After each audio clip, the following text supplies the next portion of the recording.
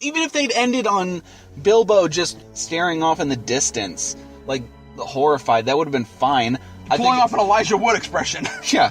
Oh, can we talk about that for a second here? Why do we gotta shoehorn in Lord of the Rings characters in Unexpected Journey? Legolas, we'll get to Legolas in a second. There's a whole fucking range about Legolas. In Unexpected Journey, they had fucking Galadriel. First off. Okay, Galadriel, fair enough. We'll start with Galadriel and the whole White Council. Okay. Which, my understanding is, didn't that happen in the Silmarillion? I understand that part actually did take place. I haven't read the Silmarillion. I'm going...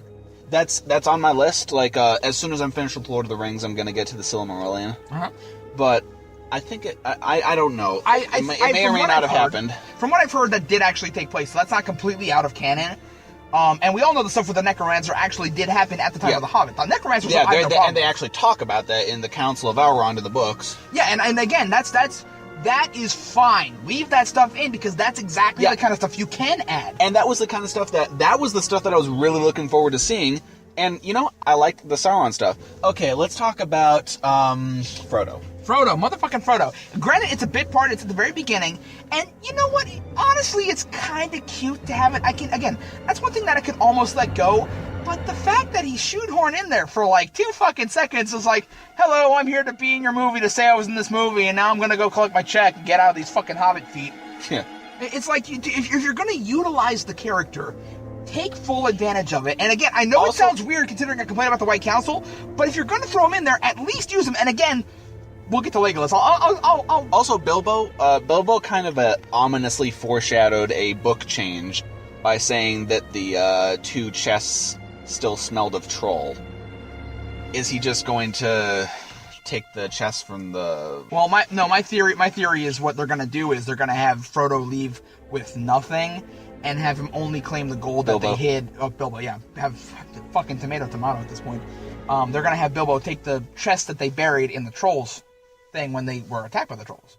That's not a bad... I mean, I wouldn't mind that. As long as, And that could add some depth, because, I could see Bilbo not wanting to take any of the treasure after what we know happens at the end of The Hobbit, because I can understand the guilt there, but then having to take that little tiny bit that he did good. I like how he accepts a small amount of treasure. Just 2 chests. He's offered 1/14th share of this huge mountain. I think that's a better character moment than just, he says, no, I don't want any of this.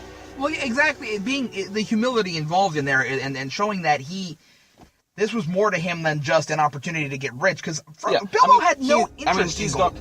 He's gonna be well off. I think that's the smart decision. So, as I was saying, if you're gonna throw a character in from the Lord of the Rings and throw him in, you need to take full advantage of him. And as much as I fucking hate the fact that he's in the movie, they do take full advantage of Legolas. They say, you know what?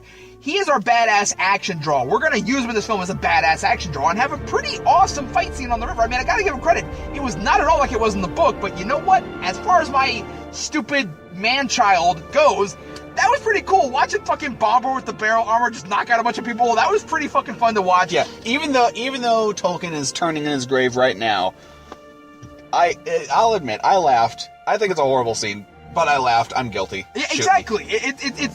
That's the kind of thing, it's like, okay, guilty pleasure here. It's like, I'm sorry, I know it's fucking stupid, but I kind of like it. What I would really have liked, though, is why the fuck they gotta throw in a she-Legolas? Why the fuck they gotta have, oh, hey, this is my daughter who looks exactly like Legolas, has all of Legolas's abilities, and is gonna be a fucking love interest of one of the fucking dwarves. Where the fuck did that come from? Somebody was like, you know what, we need to have a love triangle because all these movies have a fucking love triangle, and if there's not a love triangle, we're not gonna get the young teenage girls to watch it. Fucking teenage girls ain't your audience, bitch! Okay. The only Lord of the Rings character who I feel fits in the Hobbit films is Saruman. We know that he's going to be instrumental in driving out the Necromancer. Exactly. What the fuck does Galadriel have to do with it? The only connection that Galadriel can have to that subplot is that they initially summoned the White Council. Well, exactly, the biggest thing is that adding the Necromancer scene, the reason they threw that in there, not only because it was in that time frame, but the key element there is, again, you have to use it to tie the prequel trilogy of The Hobbit to the series The Lord of the Rings. And that is the perfect way to do it. And even Tolkien did that with the book. That's how you make the connection. And I'm just going to say this. I didn't really care for movie Galadriel. Movie Galadriel was okay. Yeah, she was, I don't know, she was Fucking better than movie Arwen, though. Yeah. Movie Arwen was... They played her out to be a little too creepy. Like, I've definitely got creepy from the books. Yeah, but it's a touch creepy. It's a touch creepy the way Gandalf is a touch creepy. Yeah. She's a touch creepy, she's mysterious, but you know what? Overall, you know that she's a good person. There's not a drop of evil in her. Oh my god, she's... The way they play Galadriel in the movie is, again, they're focusing on what was essentially a minor part of the book, but an important part. Yeah. And the thing is, they made her entire character who Galadriel said she would have become if she was given the ring, because even she, as wise and graceful and powerful and nice as she was subject to the same temptation. Hell, even Gandalf, who is, again, kind of a dick, but at the same time, ultimately we know a good person would not have been able to withstand the force of the ring. The only person, and that was key, that was the absolute key of Lord of the Rings, was that all these great and powerful people who were wonderful and had nothing but good intentions could hold the ring. Only the smallest and meekest of individuals could even bear the burden of it, and he still failed. I think, while we're on the topic of Galadriel, we can let's go to Rivendell. I feel like they kind of ruined the entire Rivendell section of the story, because Rivendell was the short rest. Yeah. It wasn't get sort of captured and have to sneak your way out. And I understand book to movie differences, but don't fuck with Rivendell. Yeah, Rivendell was always a place of peace. It was a place of hospitality. Yeah, it makes sense to do that in Mirkwood because that's how it fucking was in the book. Yeah. But motherfucker making Rivendell into like they weren't even faithful with movie Rivendell. God, it felt like a prison. Yeah. And I mean, even in the Lord of the Rings films, they made Rivendell feel like book Rivendell. Yeah. And there's so much going on with that again, the White Council really kind of threw things out of whack. They had to have that thing where Gandalf just stops paying attention to Saruman's lecture, and he just starts paying attention to Galadriel, and he just Yeah, that was the cheesiest thing that was that didn't belong in a serious plot-heavy moment. And they're talking about the Dark Lord returning, serious shit that will have implications in the Lord of the Rings, and then they resort to fucking Charlie Brown's teacher. Yeah. No, and that's another thing that pissed me off. Okay, so let's talk about this, because I'm seeing all these scenes, and what they're doing is they're taking these scenes because they're trying to draw parallels to the Lord of the Rings. And in the back of my mind, I'm hearing George Lucas go, it's like poetry, they rhyme. With the fucking prequel. It's like, yes. I was thinking about that. I was going to let you finish, but I was about to make that comparison. Yeah. Oh, my Jesus. Okay, so I think it's time to talk about something positive. Let's talk about the Riddle game. The Riddle game was so well done. Oh my God. And Gollum was funny as shit. Yes. Gollum was the fun.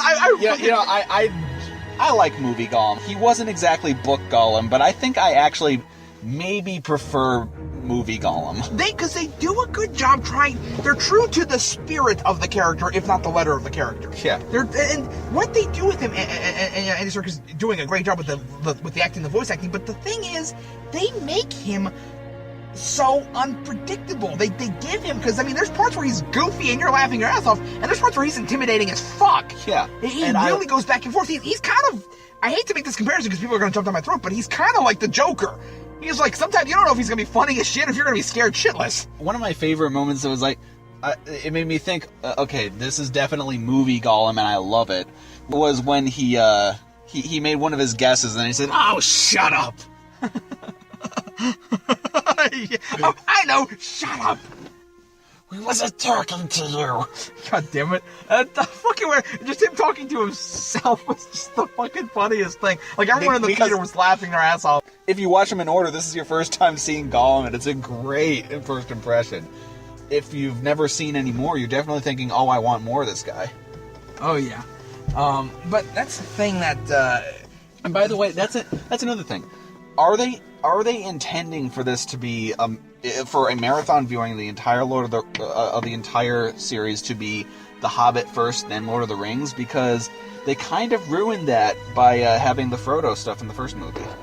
Well, yeah, but not necessarily, because keep in mind, when Bilbo is writing the book, he's just started writing it down, and this was him planning the 111th birthday.